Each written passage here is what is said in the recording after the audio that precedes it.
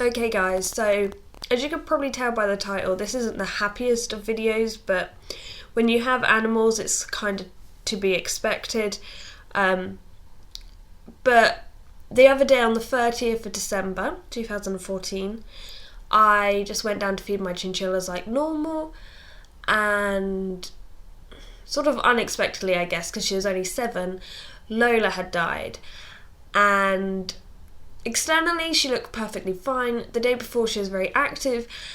And so that leads me to internally what was wrong. And I know it couldn't be feeding, drinking, or the environment because Ruby, her sister, is completely fine. So it's that annoying moment you don't really know what's happened. But when I looked it up, apparently chinchillas can sometimes just have random heart attacks, which is slightly worrying. I didn't really know that, but that could have caused it.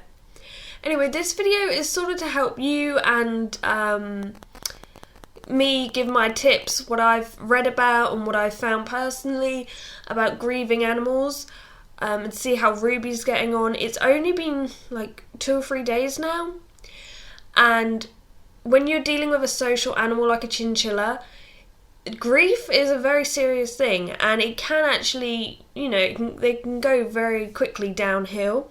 So I'm going to give these tips out. Some of these are optional, but I think the first one's pretty important. You should let your pet see the deceased pet. Now, if you take your chinchilla to the vet and it has to be put down, I'd say put the chinchilla back in the cage, maybe at the bottom of the cage, and so the chinchilla can come down and sniff it and realise it is dead. It may seem a little harsh or sad, but honestly, it will help them so much more, because the problem when they don't know that they're dead and they've suddenly disappeared is they don't get that kind of closure.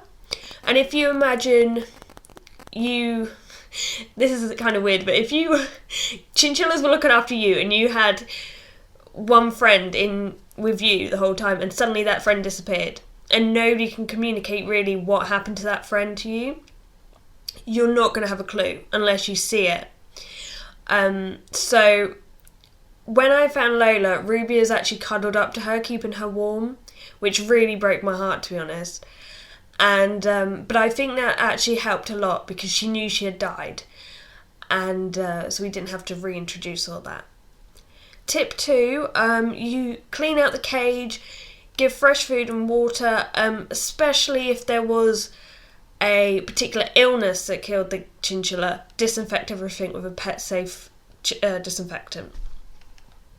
Tip 3, make sure your pet is eating and drinking. This is very important because this is one of the things that really make them go downhill. And if you think about if you've ever had to grieve about something, you do sort of go off food or drink. I know I do. And for me, Ruby has been eating a little bit, probably not as much as usual, but she is eating a little bit, which is good to see. And I have seen her drinking, which is brilliant. I actually read somewhere that they like fruit yogurts, and I didn't even know they could actually really eat wet stuff like that. But I will put a link to some stuff in the description below because I can't really say for sure if that's fine, so you can read that yourself and make up your own opinions on that.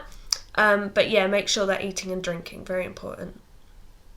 Tip 4 is make sure your remaining pet or pets are getting lots of love and attention, and keep your eye on any strange behaviour, because on the first day I actually noticed Ruby had started pulling hair out of her tail.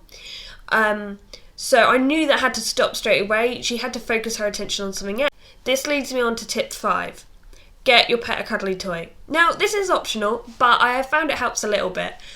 I went and got this duck, and it is a dog toy, and I purposely got that because if you get like a child's toy, usually in the eyes they have like little plastic eyes, and I don't want Ruby to chew that and choke on it or swallow it or whatever.